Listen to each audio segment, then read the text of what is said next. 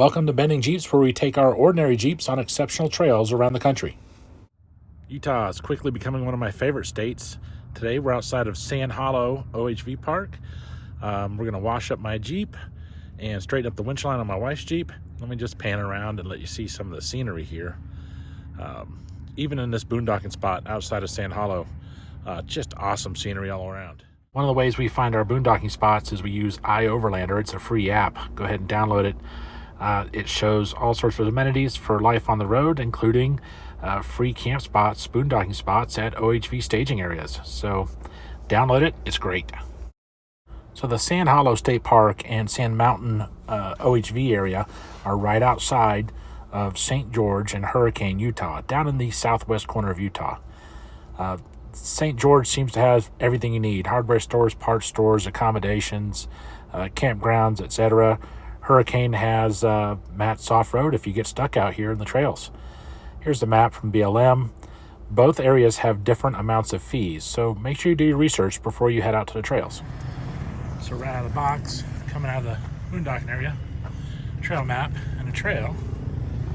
We are here, and we're going on in there. So that'll be pretty cool.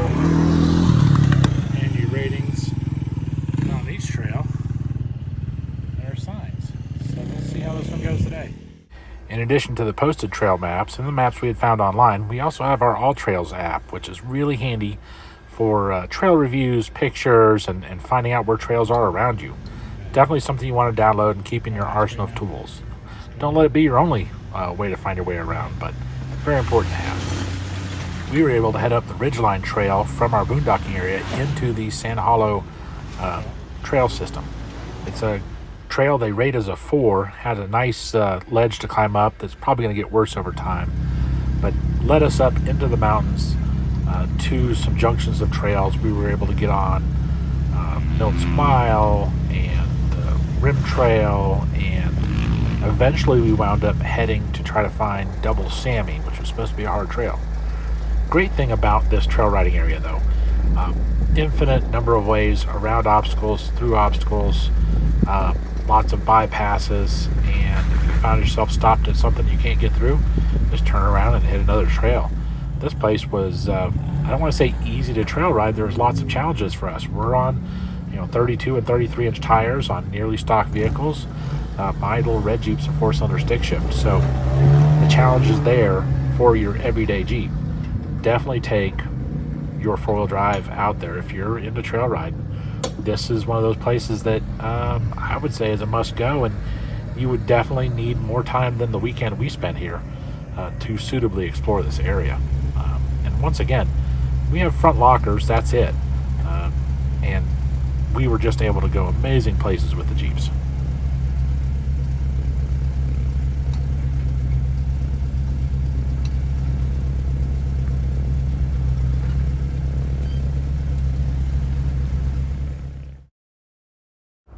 One of the short trails we went on was Razorback. It's listed as an 8, and we said, let's stick our nose in there and see what it's up to. Trail ratings are a funny thing, right? What's rated a 4 can have one killer gatekeeper obstacle on it and keep you from finishing the rest of the trail. Or this trail's an 8, and there's a lot of risk to damage sliding into these rocks. You'll hear a lot of spot chatter where we're talking back and forth on the radio spotting, just so we don't wreck her nice Jeep on these rocks for no good reason. So please excuse all the spotter chatter in the background. All right, now you can straighten it up. All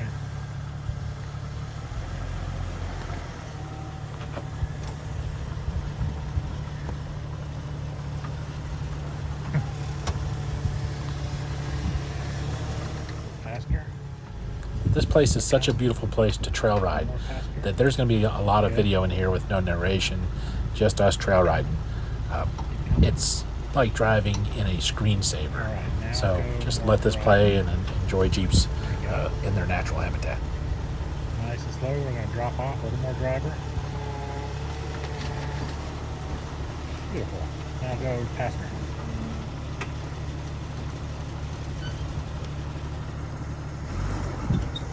Oh, hang on. Stop right there. Let's go driver. See if we don't fall off this little ledge because we're on by a toenail. One more driver. Thank you. Back end's coming down. Beautiful. All right, keep coming. All right, go passenger.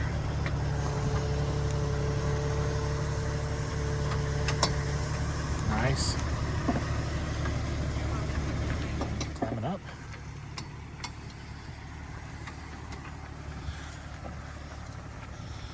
Now, go ahead, yeah, keep going straight. A little bit passenger. There you go. Keep crawling. All right, slow. Nice and slow. Go ahead and go, driver.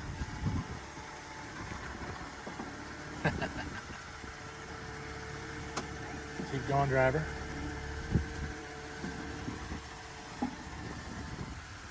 Keep going, driver. Back tire's off the ground. Yeah, back tire's a little light. But this tire's about to come down. Go real slow. Yeah, you're settling back down. Now go passenger. Passenger. Yeah. Go while Keep it's coming down. coming. Like I said, you might want to be in neutral. You may not want to be. I think I am. So why would I have said she needs to be in neutral? She's fighting the gearing, and that's trying to drive her down the hill. You got She's this. holding It's onto not the really brakes bad on this looks. Slow descent. down. So she puts it in There you go. neutral. All right. The axles will still be locked together through the transfer case, but she doesn't have to fight the engine pushing her forward down this hill. The downside to that is you may have to get on the gas if the nose plants and the tail tries to come around. So slippery slope, but it's one of the tools you have to get the job done.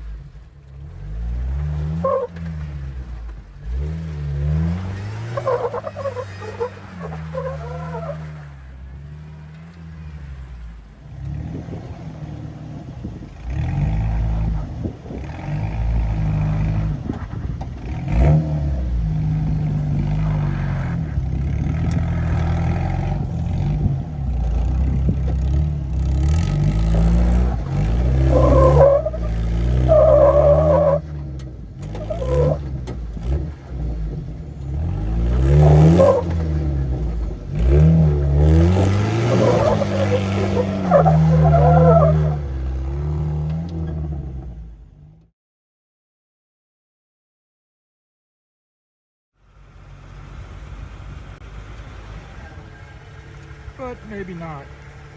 I mean, you still should be.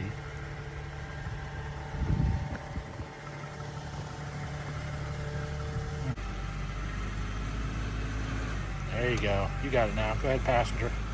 Passenger as you come up. That was a lot less dramatic.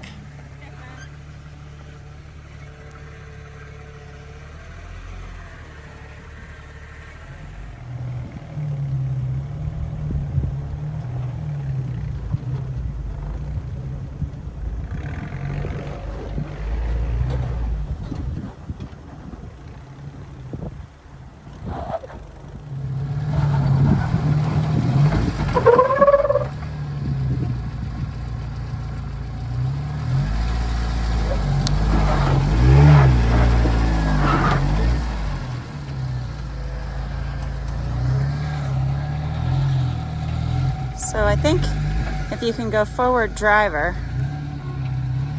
Oh.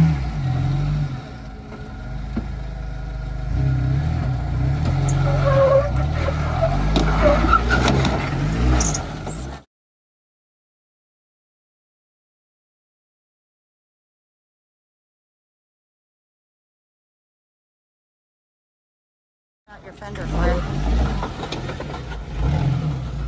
You made it. Yeah.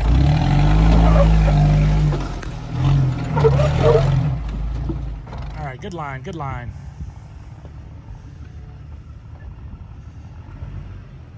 Although, actually, you're so high, you probably would have made the other one, but that's all right. Keep on going.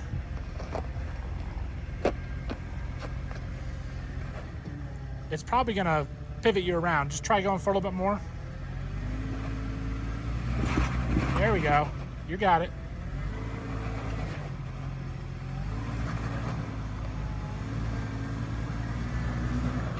There you go. It's probably going to keep bringing you down to this wedge. It's all right, I think.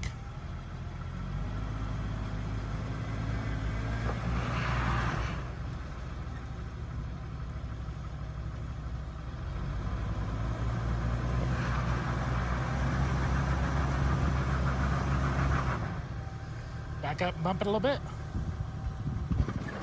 Little bump. Right there. You're going to come a little driver as you bump up. Bump it. There you go. Beautiful.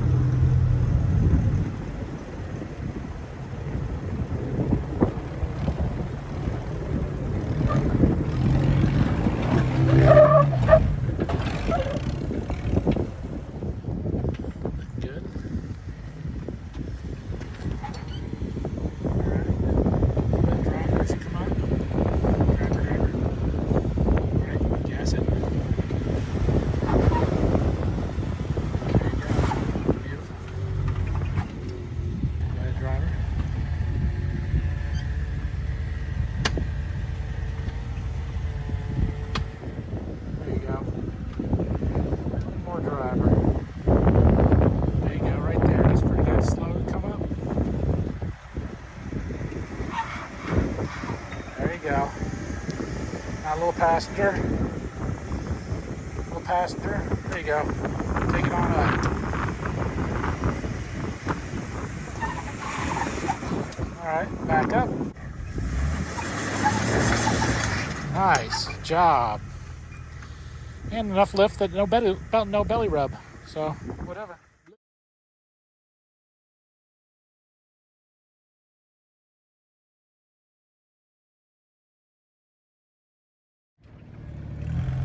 So we were looking for a harder challenge, and we heard that Double Sammy was a hard trail, so we wanted to head to that and check it out. I met a guy in a buggy who was going to lead us over to it, and he said, see if you can crawl through this, and then maybe we'll go try Double Sammy. And I flailed around on this a little bit with my 32's in my front locker. It looked kind of bad. My wife, though, lines up. It's not on video. It's horrible. Lines up and just crawls right over this little gatekeeper obstacle. So we never did make it to Double Sammy. We wound up having a different tragedy along the way.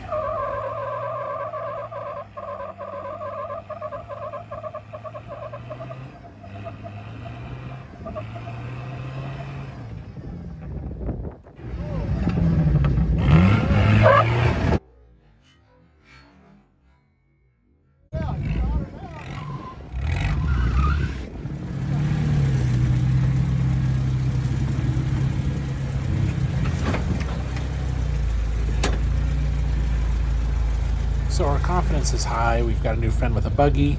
We're heading for Double Sammy, and I wind up driving right into a sharp rock with my aired down tire, and I pinched the tire between the rock and the wheel and cut the sidewall. Now it's not as simple as just popping on the spare, because my spare is 33-inch tall, my tires are 32-inch tall, so now I have to rotate tires from front to rear because my front locker won't like having mismatched size tires on it. So we used the winch from my wife's Jeep to stabilize my Jeep, used our new Tractor Supply high lift to jack up my Jeep, had the tires swapped pretty quick, and headed out of the park because we don't like riding with no spare. So we headed down a trail, I believe it was called Chain Reaction. Definitely not a trail we would have been able to drive up with our Jeeps. I don't know, maybe we'll go back and try it. Driving down it was a treat. That's a steep downhill. But we managed to do it. Left the park with our friend with the buggy, and gosh, I wish I remembered his name, but so if my buggy friend, if you see this video, make sure you let us know who you were. I really appreciate the help spotting that day, and we got out of the park with no issues for that trail. So bottom line is, Sand Hollow, Sand Mountain, you're going to need more than a weekend there. It's great for all levels of four-wheel drives. There's community right outside. There's a lake for boating. There's hiking opportunities, biking opportunities. There's rentals outside the park. You can rent side-by-sides and 4x4s, and you can take guided rides. There are marked trails within Sand Hollow. I believe Sand Mountain is kind of a free-range OHV area. Do your research before you go, but make sure you go because these places are awesome. Good job.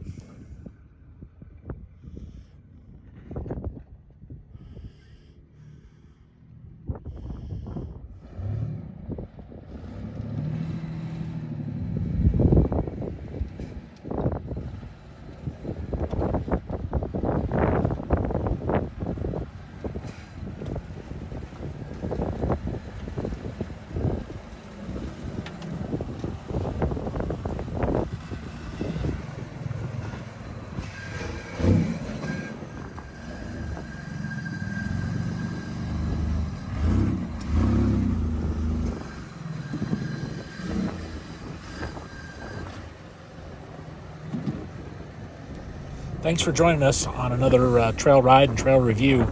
Sand Hollow, Sand Mountain, it's awesome. You need to make the time, take the time, make the money to enjoy yourself out there. You don't need a buggy. Just take your simple Jeep and go ride.